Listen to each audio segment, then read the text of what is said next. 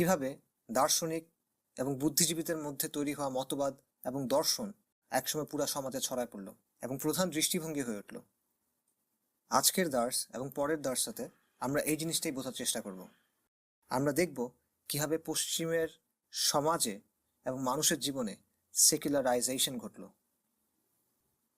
Secularisation মানে হলো একটা প্রক্রিয়া, যে প্রক্রিয়ার মাধ্যমে একটা সমাজ, সমাজের মানুষ, সমাজের প্রতিষ্ঠানগুলো সেকুলার হয়ে ওঠে। তো সমাজ কিভাবে সেকুলার হয়ে ওঠে এটা নিয়ে একটা গতানুগতিক ব্যাখ্যা আছে, একটা স্ট্যান্ডার্ড থিওরি আছে, যেটাকে বলা হয় সেকুলারাইজেশন থিসিস বা সেকুলারায়ন তত্ত্ব। এই তত্ত্ব বলে কোনো সমাজে যত প্রগতি এবং উন্নতি হবে, সমাজ যত বেশি আধুনিক হবে, শিক্ষা, বিজ্ঞান ও প্রযুক্তি যত ছড়াবে, তত সেই সমাজে ধর্মের প্রভাব কমতে থাকবে। সমাজ যত আধুনিক হবে, সমাজে ধর্মের প্রভাব তত কমবে। এভাবে একসময় কমতে কমতে কমতে ধর্ম একদম নাই হয়ে যাবে, নিশ্চিহ্ন হয়ে যাবে, অথবা ধর্ম খুবই অগুরুত্বপূর্ণ কিছু একটাতে পরিণত হবে। এটাকে বলা হয় সেকুলারাইজেশন থিসিস, সেকুলারায়ন তত্ত্ব। অর্থাৎ সমাজ যত আধুনিক হবে, ধর্মের প্রভাব তত কমতে থাকবে এবং একসময় কমতে কমতে কমতে এটা একদম সর্বনিম্ন পর্যায়ে পৌঁছা যাবে। Emile Durkheim, Max Weber, Karl Marx, Sigmund Freud সহ অনেকেই এই সেকুলারাইজেশন থিসিসে বিশ্বাসী ছিল এবং এখনো অনেক দেশের ইউনিভার্সিটিতে এবং সম্ভবত আমাদের দেশের অনেক ইউনিভার্সিটির ফ্যাকাল্টিতেও এই তত্ত্বটা পড়ানো হয়। কিন্তু বাস্তবে দেখা গেল যে সেকুলারাইজেশন থিসিসে যে কথাটা বলা হয়েছিল সেটা আসলে ঘটে নাই। সেকুলারদের আশা অনুযায়ী ধর্ম সমাজ ও রাষ্ট্র থেকে একেবারে নিশ্চিহ্ন হয়ে যায় নাই। একমাত্র ইউরোপের কিছু অঞ্চলে, ইউরোপের পশ্চিমাংশে এই তত্ত্ব কিছুটা ফিট করলো, আর কোথাও এটা পুরোপুরিভাবে বাস্তবায়িত হয় নাই। ইভেন আমেরিকার ক্ষেত্রেও এটা পুরোপুরি ফিট করে না। হ্যাঁ, সমাজে ধর্মের ফাংশন, ধর্মের চেহারা, ধর্মের ভূমিকা এগুলো বদলাইছে, কিন্তু ধর্ম নিশ্চিহ্ন হয়ে যায় নাই। মানুষের জীবনে ধর্মের প্রয়োজন ফুরায় নাই, বরং নানাভাবে ধর্মের আলোচনা বারবার ফিরে আসছে। আজকে থেকে 100 বছর আগে বিশ্ব রাজনীতিতে ধর্মের যে প্রভাব ছিল, আজকের বিশ্ব রাজনীতিতে ধর্মের প্রভাব তার চেয়ে বেশি। সামাজিক বিভিন্ন বিষয়ে ধর্মের ভিত্তিতে তর্ক হচ্ছে। কাজেই একদিকে আমরা দেখতেছি যে সেকুলারাইজেশন যে থিওরি সেটা পুরোপুরি সঠিক না। অন্যদিকে আমরা দেখতেছি যে হ্যাঁ, ধর্ম নিশ্চিহ্ন হয়ে যায় নাই, ধর্ম একদম সংকুচিত হতে হতে হতে নাই হয়ে যায় নাই, কিন্তু ধর্মের প্রভাব, ধর্মের অবস্থান, ধর্ম পালনের ব্যাপারে মানুষের দৃষ্টিভঙ্গি এগুলা কিন্তু বদলায় গেছে। ধর্ম উধাও হয়ে যায় নাই, কিন্তু ধর্মের ফাংশনে পরিবর্তন আসছে। আইন, শিক্ষা, অর্থনীতি এই বিষয়গুলোর ক্ষেত্রে ধর্মকে এখন আর রেফারেন্স হিসেবে দেখা হয় না, বরং সেকুলার মতবাদ, দর্শন, নীতি এগুলোর ভিত্তিতে এই জিনিসগুলো চলে। অর্থাৎ ধর্মের এক ধরনের প্রাইভেটাইজেশন ঘটছে, ধর্ম ব্যক্তিগত পরিমণ্ডলে আটকায় গেছে। রাষ্ট্র, সমাজ এবং ব্যক্তি জীবনে ধর্মের ভূমিকা বদলাইছে। এর পিছনে কি কি ফ্যাক্টর ছিল এটা নিয়ে আমরা আসলে আজকে আলোচনা করব এবং আমরা দেখব এই বিষয়গুলো কিভাবে আমাদের সমাজে এখন ঘটতেছে, কিভাবে আমাদের সমাজে এখন প্রভাব ফেলতেছে। সেকুলারাইজেশনের পেছনে, অর্থাৎ সমাজ, সমাজের প্রতিষ্ঠান এবং সমাজের মানুষ সেকুলার হয়ে ওঠার পেছনে সবচেয়ে বড় ভূমিকা হলো সেকুলার শাসনের। এনলাইটেনমেন্টের সময় সেকুলার রাজনৈতিক কাঠামো আসলো এবং এটা পরে পুরো পৃথিবীতে ছড়ায় পড়লো এবং এটা একটা বড় ভূমিকা রাখলো এই ক্ষেত্রে। ধর্মের ব্যাপারে সেকুলার শাসনের আচরণ কেমন হবে বা সেকুলার শাসন ধর্মকে কিভাবে ডিল করবে, ধর্মকে কিভাবে হ্যান্ডেল করবে, এটার ব্যাপারে দুটো মডেল আছে বা দুটো দৃষ্টিভঙ্গি আছে। একটাকে বলা যায় আমেরিকান মডেল, আরেকটাকে বলা যায় ফ্রেঞ্চ মডেল। এই দুটো উদাহরণ থেকে সেকুলারিজমের দুটো ধারার ব্যাপারে আমরা আসলে আইডিয়া পেতে পারি। তো আমরা এই দুটো মডেল দেখি। আমেরিকান যে সেকুলারিজম বা আমেরিকান যে মডেল, এটাকে আপনি সফট বা মডারেট সেকুলারিজম বলতে পারেন, যেখানে রাষ্ট্র সকল ধর্ম বা সকল অধর্ম সবাইকে সমানভাবে ট্রিট করবে, সবার সাথে সমান আচরণ করবে, কোনো এক ধর্মের অবস্থান বা ব্যাখ্যাকে প্রাধান্য দেওয়া হবে না। আমেরিকার জাতির জনক যারা ছিল, ফাউন্ডিং ফাদার্স, অর্থাৎ ব্রিটিশদের বিরুদ্ধে আমেরিকান যে বিপ্লব, এখানে যারা নেতৃত্ব দিয়েছিল, এদের বেশিরভাগ ছিল ডিইস্ট। ঠিক আছে, ডিইজম নিয়ে আমরা এনলাইটেনমেন্টের ক্লাসে আলোচনা করছিলাম। ডিইস্টরা বেসিক্যালি স্রষ্টায় বিশ্বাস করে কিন্তু ধর্মে বিশ্বাস করে না। আমেরিকান এই ফাউন্ডিং ফাদাররা বা জাতির জনকরা ধর্ম নিয়ে বেশ চিন্তিত ছিল। তারা চাচ্ছিল না যে ইউরোপে যে এই ধর্ম নিয়ে যুদ্ধ হয়েছে সেটা আমেরিকাতেও হোক। এই কারণে এই যে ধর্মীয় সংঘাত, এটাকে বন্ধ করার জন্য তারা একটা নতুন ফরম্যাট তৈরি করলো। তারা যেটা করলো, তাদের সংবিধানে তারা বলল যে দেশের সব অধিবাসী নিজের ইচ্ছামতো ধর্ম পালন করতে পারবে, সবার নিজের ইচ্ছামতো ধর্ম পালনের অধিকার আছে, কিন্তু রাষ্ট্র ও ধর্মের মধ্যে কোনো ধরনের সম্পর্ক রাখা যাবে না, এটা নিষিদ্ধ। অর্থাৎ একদিকে তারা এক ধরনের ধর্মীয় সহনশীলতার কথা বলল, যে কোনো ধর্ম বা যে কোনো বিশ্বাসকে আমরা মেনে নিতে রাজি আছি, তবে এগুলো রাষ্ট্রকে প্রভাবিত করতে পারবে না। এইভাবে তারা সব ধর্মকে জায়গা দিল একটা অর্থে, আবার ধর্মকে ব্যক্তিগত পরিমণ্ডলে তারা আবদ্ধ করে দিল। অন্য যে মডেল সেটা হলো ফ্রেঞ্চ মডেল, ফ্রান্সের মডেল। ফ্রান্সে যখন বিপ্লব হলো, ফ্রেঞ্চ রেভলিউশন, ফরাসি বিপ্লব, তখন সেটা তীব্রভাবে একটা ধর্ম বিদ্বেষী চেহারা নিল। ফরাসি বিপ্লবের শুরুর দিকে বলা হয়েছিল যে চার্চ, ক্যাথলিক চার্চ যদি সেকুলার শাসক গোষ্ঠীর প্রতি অনুগত থাকে তাহলে তাদের বিরুদ্ধে কিছু করা হবে না। কিন্তু কিছুদিন পর দেখা গেল সেকুলার শাসক গোষ্ঠী সরাসরি ধর্মের বিরুদ্ধে অবস্থান নিচ্ছে এবং তারা নিয়মতান্ত্রিকভাবে ধর্মের বিরুদ্ধে নানা রকম পলিসি নিল, যেটাকে ডিক্রিশ্চিয়ানাইজেশন বলা হয়, বিখ্রিস্টীকরণ। তারা গির্জাগুলো বন্ধ করে দিল, বিভিন্ন গির্জাকে ঘোড়ার আস্তাবল বা এই টাইপের জিনিসপত্র বানাইলো, ধর্মীয় বিভিন্ন চিহ্ন যেমন ক্রুশ বা এই ধরনের যা যা খ্রিস্টানদের আছে সেগুলো ধ্বংস করা হইলো, ধর্মীয় পত্রিকা, ধর্মীয় প্রকাশনী এগুলো নিষিদ্ধ করা হলো, বিভিন্ন ধর্মীয় আচার অনুষ্ঠান বন্ধ করে দেওয়া হলো, বেআইনি ঘোষণা করা হলো, পাদ্রীদের এবং নানদের ধরে ধরে নির্বাসনে পাঠানো হলো, বন্দি করা হলো, অনেক ক্ষেত্রে হত্যা করা হলো। এবং এই সময় ফ্রেঞ্চ শাসক গোষ্ঠীর উদ্দেশ্য ছিল, এবং এই সময় সেকুলার শাসক গোষ্ঠীর উদ্দেশ্য ছিল ক্রিশ্চিয়ানিটির সব নিদর্শন মুছে ফেলা। এই অত্যাচারের প্রবণতা পরে আস্তে আস্তে কমে আসলো, কিন্তু এই যে ধর্ম বিদ্বেষ বা ধর্ম বিরোধিতা, এটা রয়ে গেল। কাজেই ফ্রেঞ্চ ধারার যে সেকুলারিজম, সেটা জনপরিসর থেকে, মানে পাবলিক লাইফ থেকে, পাবলিক স্পেস থেকে ধর্মকে সরানোর জন্য সক্রিয়ভাবে কাজ করে এবং ধর্মকে প্রত্যাখ্যান করাকে একটা পলিসি হিসেবে গ্রহণ করে। রাজনীতি থেকে, সংস্কৃতি থেকে, সমাজ থেকে, পাবলিক ইনস্টিটিউশনগুলো থেকে ধর্মীয় প্রভাব সরায় ফেলার চেষ্টা করে। কাজেই ফ্রান্স এবং আমেরিকার মডেলে আমরা ধর্মের ব্যাপারে দুই ধরনের দৃষ্টিভঙ্গি দেখতে পাচ্ছি, ধর্মকে হ্যান্ডেল করার ব্যাপারে দুই ধরনের পদ্ধতি দেখতে পাচ্ছি। ফ্রান্সের যে সেকুলারিজম, যেটাকে লাইসিতে বলা হয়, এটা হলো র্যাডিক্যাল সেকুলারিজম বলা যেতে পারে। এটা কড়া ধর্মবিরোধী অবস্থান নেয়, সক্রিয়ভাবে ধর্মকে সরাইতে চেষ্টা করে, সক্রিয়ভাবে সরাসরি ধর্মকে নিয়ন্ত্রণ করার চেষ্টা করে। অন্যদিকে আমেরিকান যে সেকুলারিজম, এটাকে আপনি এক অর্থে মডারেট সেকুলারিজম বলতে পারেন। এটা একটা সীমিত মাত্রার মধ্যে ধর্মীয় স্বাধীনতা দেয়, যদিও সে শাসন থেকে এবং জনপরিষদ থেকে ধর্মকে দূরে রাখে, কিন্তু সে একটা সীমিত পরিসরের মধ্যে বলে যে এই পরিসরে আমি হস্তক্ষেপ করব না।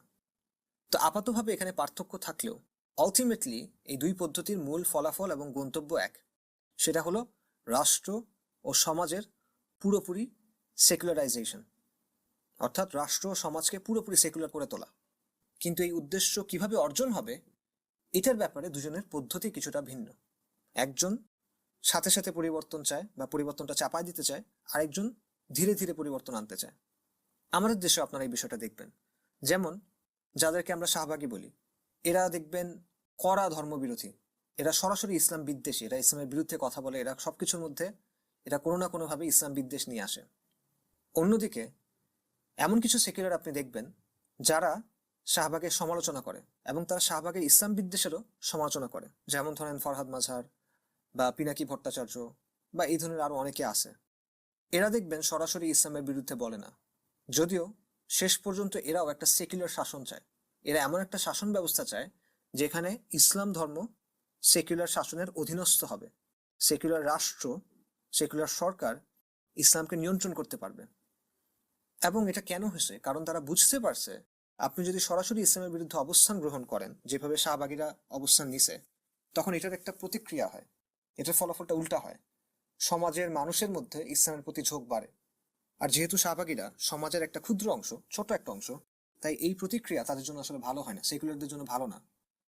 এই জন্য এই মডারেট সেকুলাররা কি করতে চায়, তারা এমন একটা সেকুলারিজমের কথা বলে যেটা সরাসরি ইসলামের বিরুদ্ধে অবস্থান নিবে না, বরং এটা ইসলামের কিছু কিছু অংশকে হয়তো বা মেনেও নিবে।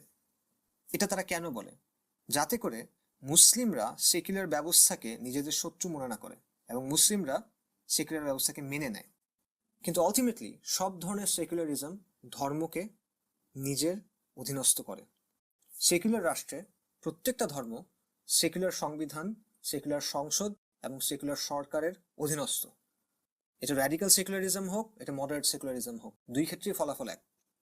সেকুলার সংবিধানের অধীনে যে ধর্মীয় স্বাধীনতা দেয়া হয় সেটা হলো এরকম যে, মনে করেন একটা গরুর গলায় দড়ি লাগানো আছে, আর সেই দড়িটা বাঁধা আছে একটা গাছের সাথে। এখন আপনি বললেন এই গরু তো স্বাধীন, দড়ি লাগানো অবস্থায় যতটুকু হাঁটাহাঁটি করা যায়, দৌড়াদৌড়ি করা যায়, যা ইচ্ছা করা যায় সেটা সে করতে পারবে, এই স্বাধীনতা তাকে দেওয়া হয়েছে। অথবা মনে করেন চিড়িয়াখানাতে খাঁচার মধ্যে থাকা বাঘ, আপনি বললেন যে হ্যাঁ, এই বাঘের তো স্বাধীনতা আছে, সে এই খাঁচার মধ্যে যা ইচ্ছা তাই করতে পারবে, সে হাঁটাহাঁটি করতে পারবে, পায়চারি করতে পারবে, দৌড়াদৌড়ি করতে পারবে, যা ইচ্ছা সে করতে পারবে খাঁচার ভেতরে, এই স্বাধীনতা তার আছে। সেকুলার রাষ্ট্রে যে ধর্মীয় স্বাধীনতা দেওয়া হয় সেটা হলো এই রকমের স্বাধীনতা। ধর্মের কোনো বিধানের সাথে সেকুলার আইন সাংঘর্ষিক হলে প্রত্যেকটা ক্ষেত্রে সেকুলার আইন প্রাধান্য পাবে। আপনি ধর্মের বিধান ভাঙতে পারবেন, আপনার ধর্মের বিধান আপনি ভাঙতে পারবেন, কোনো সমস্যা নাই, কিন্তু সেকুলার বিধান আপনি ভাঙতে পারবেন না। সো সেকুলারিজম যেটা করে, একটা ছোট বক্সের মধ্যে ধর্মকে আটকায় ফেলে এবং বলে যে এই বক্সের মধ্যে তুমি যা ইচ্ছা তাই করতে পারবা, এবং এটাকে বলা হয় ধর্মীয় স্বাধীনতা। আপনি র্যাডিক্যাল সেকুলারিজম বলেন, অর্থাৎ ফ্রেঞ্চ মডেল, অথবা মডারেট সেকুলারিজম বলেন, আমেরিকান মডেল, দুই ক্ষেত্রেই ফলাফলটা এটা। যেখানে পার্থক্য সেটা হলো বক্সের সাইজটা কতটুকু। হয়তোবা ফ্রেঞ্চ মডেলে এই বক্সের সাইজটা একটু ছোট, হয়তোবা আমেরিকান মডেলে এই বক্সের সাইজ একটু বড়। হয়তোবা শাহবাগীরা ক্ষমতায় থাকলে বক্সের সাইজ একটু ছোট হবে, আর মডারেট সেকুলাররা ক্ষমতায় থাকলে বক্সের সাইজ একটু বড় হবে। কিন্তু শেষ পর্যন্ত মূল বিষয়টা হলো এটাই। সেকুলারিজম ধর্মকে কিভাবে নিয়ন্ত্রণ করে এটা নিয়ে আসলে আরো বিস্তারিত আলোচনা করা দরকার, তবে এখানে সেটা সুযোগ নাই। তবে ইউটিউবে এই ব্যাপারে আমার একটা আলোচনা আছে, আপনারা সেটা দেখতে পারেন, আমি এটা লিঙ্ক ইনশাল্লাহ আপনাদের দিয়ে দিব। বিভিন্ন সেকুলার মতাদর্শ সমাজের সেকুলারাইজেশনে ভূমিকা রাখলো। এর মধ্যে ঊনবিংশ শতাব্দীর তিনটা চিন্তাধারার কথা বিশেষভাবে বলা দরকার। পশ্চিমের, একাডেমিয়ার এবং সার্বিকভাবে আমাদের বর্তমান চিন্তাকে সেকুলার করে তোলার পেছনে এই চিন্তাধারাগুলোর বড় ধরনের ভূমিকা আছে। এবং এই তিনটা চিন্তাধারা আসলো কার্ল মার্কস, চার্লস ডারউইন এবং সিগমুন্ড ফ্রয়েডের কাছ থেকে। মার্কসের কাছ থেকে আসলো মার্কসিজম, ডারউইনের কাছ থেকে আসলো এভলিউশন, বিবর্তনবাদ, আর ফ্রয়েডের কাছ থেকে আসলো সাইকোঅ্যানালিসিস। এই তিনজনের বা এই তিন ধারার যে আলোচনার বিষয়বস্তু এবং বক্তব্য, তার মধ্যে অনেক পার্থক্য আছে, অনেক পার্থক্য আছে, কিন্তু একটা জায়গাতে মিল আছে, এবং সেটা মৌলিক একটা মিল। সেটা হলো বস্তুবাদ।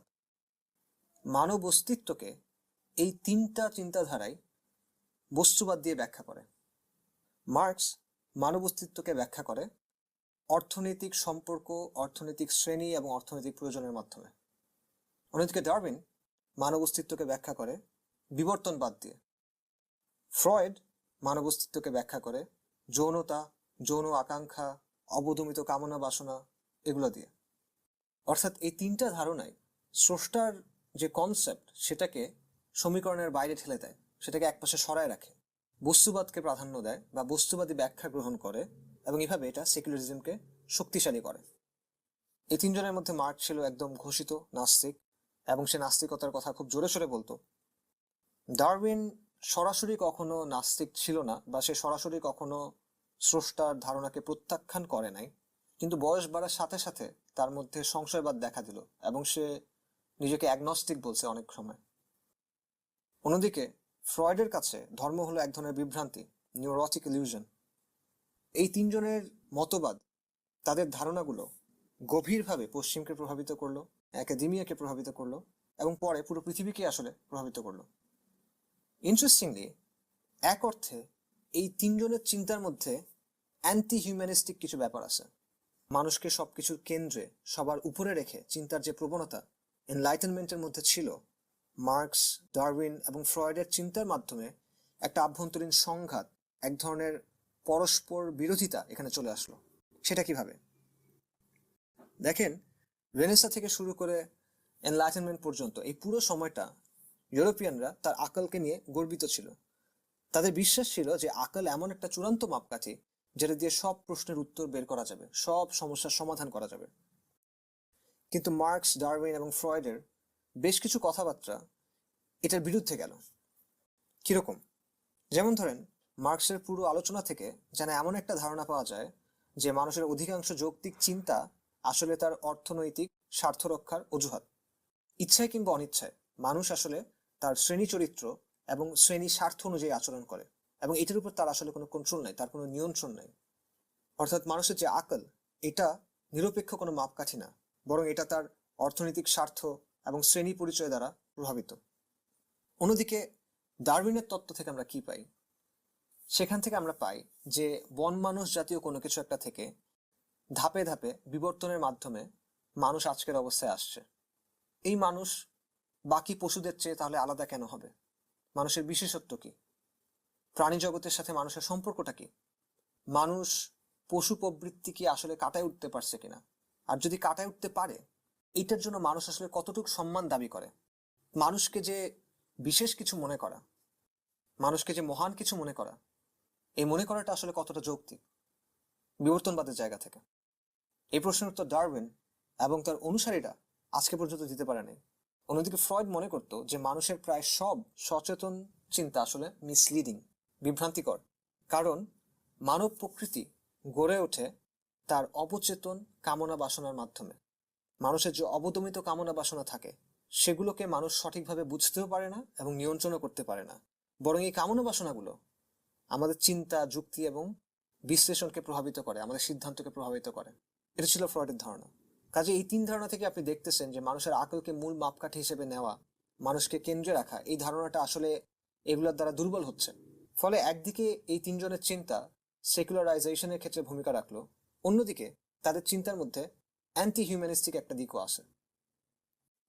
নাস্তিকতা একই সাথে সেকুলারাইজেশনের ফসল, আবার এটা সেকুলারাইজেশনের প্রক্রিয়াকে প্রভাবিত করছে। নাস্তিকদের সংখ্যা কম, সবসময় কম ছিল, এখনো কম।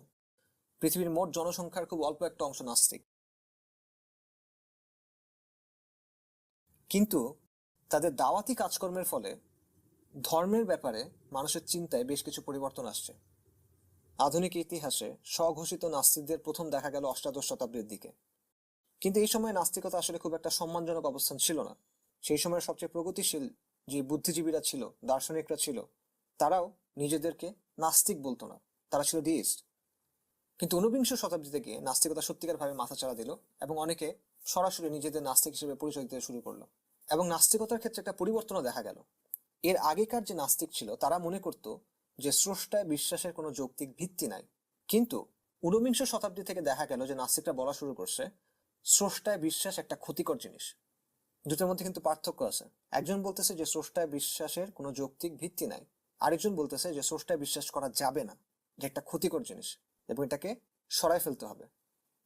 মার্কস যেমন নাস্তিকতাকে আবশ্যকীয় বলল, সে বলল যে ধর্ম বিশ্বাস হলো শোষণমূলক যেসব সামাজিক কাঠামো আছে সেগুলোর প্রতিফলন, ধর্ম হলো মানুষের আফিম, এবং স্রষ্টায় বিশ্বাস মানুষকে সামাজিক বিপ্লবের লক্ষ্য থেকে সরায় রাখে। কাছাকাছি সময়ের আরেকজন দার্শনিক ছিল লুডভিগ ফয়েরবাখ। সে বলল যতদিন মানুষ স্রষ্টায় বিশ্বাস করবে ততদিন মানব জাতি আসলে শিশু অবস্থায় থাকবে, সে শিশু সুলভ অবস্থায় আটকে থাকবে। অনেকটা ইমানুয়েল কান্টের মতো কথা, যেটা আপনারা পড়ছেন এনলাইটেনমেন্টের ক্লাসে, আমরা এটার ফাইলটা দিছিলাম। এবং মার্কসের চিন্তার উপর ফয়েরবাখের চিন্তারও প্রভাব ছিল। অন্যদিকে ফ্রেডরিক নিটশে এসে বলল যে স্রষ্টার ধারণার মৃত্যু হয়েছে, ইউরোপের মানুষ এই ধারণাকে মেরে ফেলছে, আর স্রষ্টাকে অস্বীকার করার পর মানুষের সত্যিকার ভাবে স্বাধীন হওয়ার একমাত্র উপায় হলো নৈতিকতার যত বন্ধন আছে সব ছিঁড়ে ফেলা এবং নিজস্ব নৈতিকতা তৈরি করা। মানুষ তার নিজের ইচ্ছায় সার্বভৌম, এটাই প্রকৃত স্বাধীনতা, আর কোনো কিছু বাকি নেই। কাজেই ঊনবিংশ শতাব্দীতে যেই ধরনের নাস্তিকতা দেখা যায় সেটা স্রষ্টার বিরুদ্ধে বিদ্রোহ করতে চায়, সেটা স্রষ্টাকে প্রত্যাখ্যান করতে চায়। সে যৌক্তিক অযৌক্তিকতার কথা বলতেছে না, সে বিদ্রোহ আর প্রত্যাখ্যানের কথা বলতেছে। এনলাইটেনমেন্টের সময় ভলতেয়ার বলছিল যদি ঈশ্বর বলে কেউ না থাকে তাহলে ঈশ্বরের ধারণা আবিষ্কার করতে হবে। আর ঊনবিংশ শতাব্দীর সময়কার এই দার্শনিকরা বা ঊনবিংশ শতাব্দীর সময়কার নাস্তিকরা বলল যদি ঈশ্বর বলে কেউ থাকে তাহলে তাকে ধ্বংস করতে হবে। স্রষ্টার অস্তিত্বের পক্ষে কোনো যৌক্তিক প্রমাণ নাই, এইটুক বলে এনলাইটেনমেন্টের সময়কার নাস্তিকরা সন্তুষ্ট ছিল। কিন্তু ঊনবিংশ শতাব্দীতে এসে তারা সরাসরি স্রষ্টার ধারণাকে আক্রমণ করা এবং এই ধারণা ধ্বংস করার দিকে তাদের আগ্রহ দেখা গেল। এইভাবে নাস্তিকতার ক্ষেত্রে একটা বড় ধরনের পরিবর্তন আসলো, যেটা সমাজ এবং সমাজের চিন্তাকে প্রভাবিত করলো। সেকুলার দর্শন, সেকুলার মতবাদ, এই জিনিসগুলো শুরু হয়েছিল দার্শনিক, বুদ্ধিজীবী এদের মাঝে। প্রথম দিকে এগুলা সমাজের অভিজাত শ্রেণীর মধ্যে সীমাবদ্ধ ছিল, কিন্তু ঊনবিংশ শতাব্দীর মাঝামাঝি থেকে এটা আস্তে আস্তে সাধারণ মানুষের মধ্যে ছড়ায় পড়তে শুরু করলো। কিভাবে? ম্যাস মিডিয়ার মাধ্যমে। পত্রিকা, ম্যাগাজিন, বই এগুলো তখন অনেক ছাপা হইতে শুরু করলো, এবং অধিকাংশ পশ্চিমা দেশ এই সময়টাতেই শিশুদের জন্য বাধ্যতামূলক শিক্ষা ব্যবস্থা তৈরি করার দিকে আগাইলো। ফলে যে ধ্যান ধারণাগুলো অভিজাত শিক্ষিত শ্রেণীর মানুষের মধ্যে সীমাবদ্ধ ছিল, ধীরে ধীরে সেগুলা সাধারণ মানুষের মধ্যে প্রচার হইতে শুরু করলো, এবং আস্তে আস্তে পরিবর্তন আসলো। পরিবর্তনটা লম্বা সময় জুড়ে হলো, কিন্তু পরিবর্তন আসলো। এই পরিবর্তনের বড় একটা মাধ্যম হলো শিক্ষা।